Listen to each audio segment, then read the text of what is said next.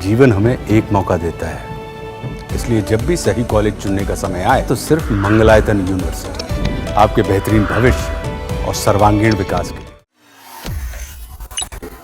कि मैं ऐसी हिंदी कैसे बोलूं जिसमें उर्दू ना हो, और ऐसी उर्दू कहां से लाऊं जिसमें हिंदी ना हो।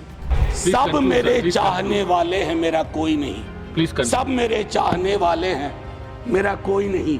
मैं भी इस मुल्क में उर्दू की तरह रहता हूं। Shri Niranjan Bishi, sir, you have 10 minutes.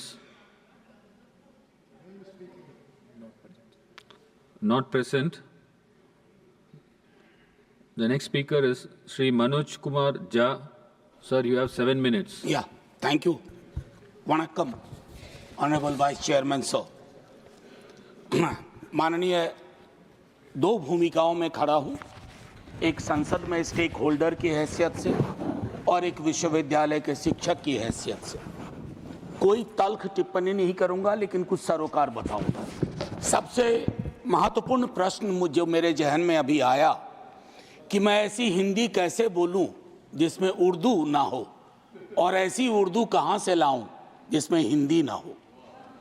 तो भाषाओं का जो मसला है, जो मानस में रचा बसा है, इन दिनों कई चीज़ें चल रही हैं। हम तो संगम लिटरेचर पढ़ के बड़े हुए, इतिहास में पढ़ा, तमिल रिचनेस, संगम लिटरेचर पढ़ा।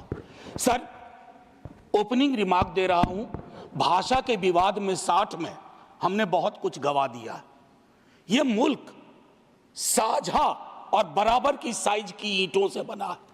किसी ईंट की साइज को बड़ा दिखाने की कोशिश करेंगे, इमारत गिर जाएगी।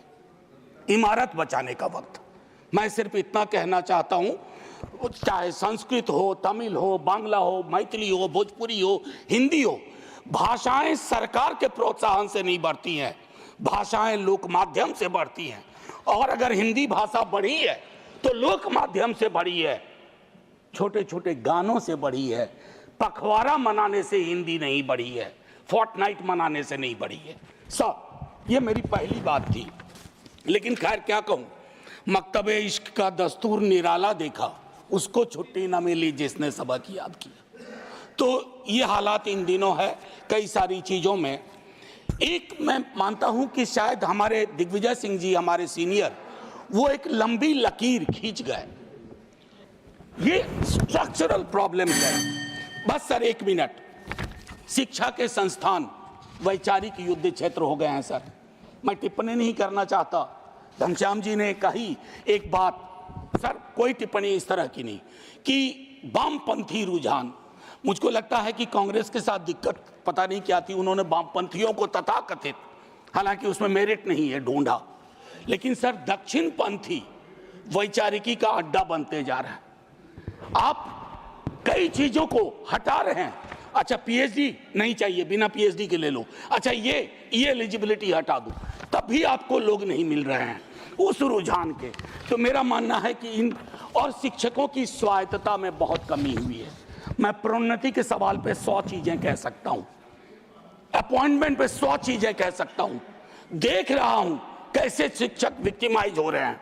और सर, नॉलेज पार्क की तर्ज पर, एसईजेड की तर्ज पर नॉलेज पार्क बना करके आपको ये सोचना होगा कि शिक्षा और इंडस्ट्री में थोड़ा फर्क है। इसको उद्योग और सिर्फ निवेश की नजर से मत देखिए, क्योंकि इसका पहले नाम था ह्यूमन रिसोर्स डेवलपमेंट। भले नाम बदल गया हो, लेकिन उस संकेत को याद रखा जाए। शिक्षा मंत्री और रेल मंत्री सबसे डिफिकल्ट काम है इस देश में। आप एक महत्वपूर्ण पद पे हैं। मैं आपसे कहूंगा, आपकी सरकार नहीं होगी, लेकिन इस नीति का प्रभाव रहेगा। इसलिए कोशिश किया जाए हम सबको कि हम सब ऐसी व्यवस्था विकसित करें जहां खुले मन से बोलने के लिए कोई बंद न कर दिया जाए। डेमोक्रेसी की एक परिभाषा है sir, true democracy is one where you are not closed for being open. आखिरी 30 सेकेंड मैं एक और चीज कहूंगा सर। संजय जी कह के गए, मैं विवाद में ही नहीं, मैं हिस्ट्री का स्टूडेंट हूं सर।